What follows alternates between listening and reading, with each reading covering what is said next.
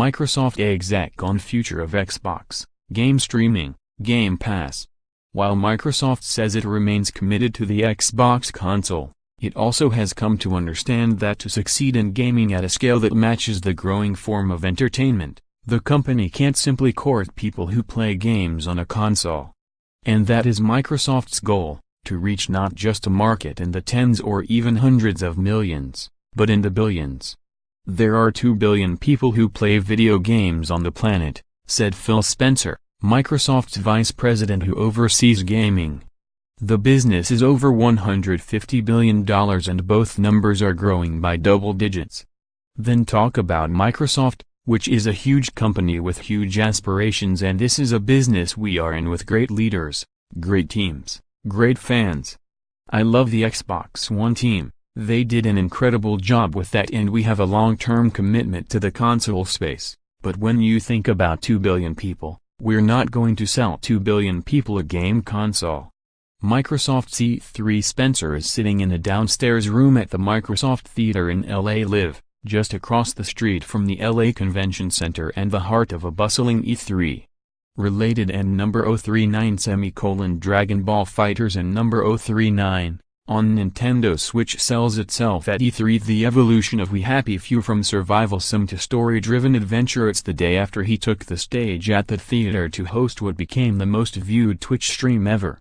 In it, Spencer served as a sort of MC to a stream of developers and videos which showed off about 50 games. He also used the international stage to succinctly address the state of the Xbox and Microsoft gaming in general. It was the first time Spencer, who started at Microsoft 30 years ago as an intern, spoke to this audience under his new title, a title that brought with it a sea change in the way Microsoft views gaming.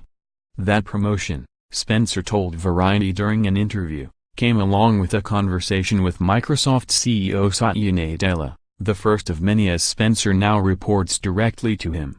The discussion inside the company in previous years has always been, how can gaming help Microsoft? How can it help Windows, Windows Phone, Azure? Spencer said. The pivot, last summer, was how can Microsoft help us lead in gaming? It really turned the equation around.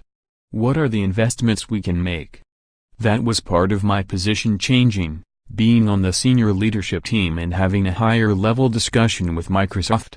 Spencer said the company was already heading in that direction before his promotion, and was shifting its focus from thinking of its devices first to the gaming customer first and all of the devices they may want to play on. We were putting gamers at the center and content, services, and devices around that, he said. You don't dictate that one device has to be the thing when you think about your brand or content.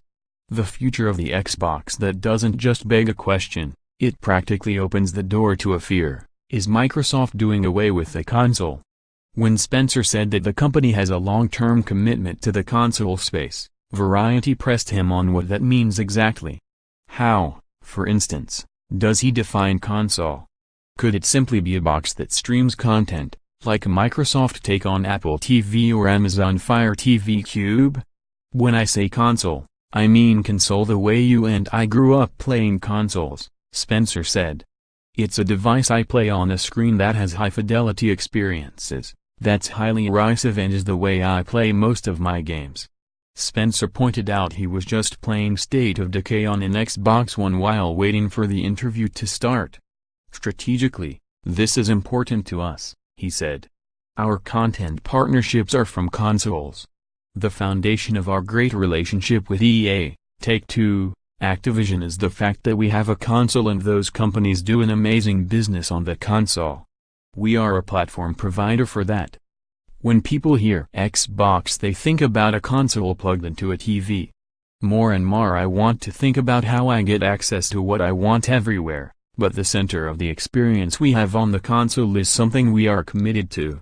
Variety notes that Microsoft sort of shook the foundation of that console definition when it first announced the Xbox One, saying it required an internet connection and seemingly promoting the entertainment facets of the system more than its gaming card.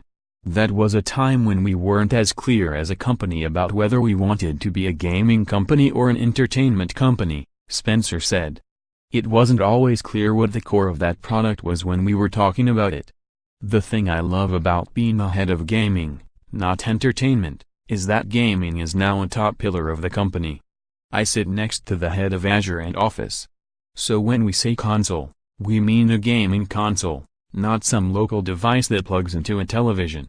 That commitment, and perhaps the feat by some fans that it may stray, is why after noting that Microsoft was looking into streaming game services, he also announced that they were working on the next Xbox consoles. It was almost in the same breath. Spencer said had he been in the audience listening to the head of gaming at Microsoft and heard him talking about the cloud and knowing that the Xbox One X had shipped, he would have wondered if Microsoft was as committed as he is as a game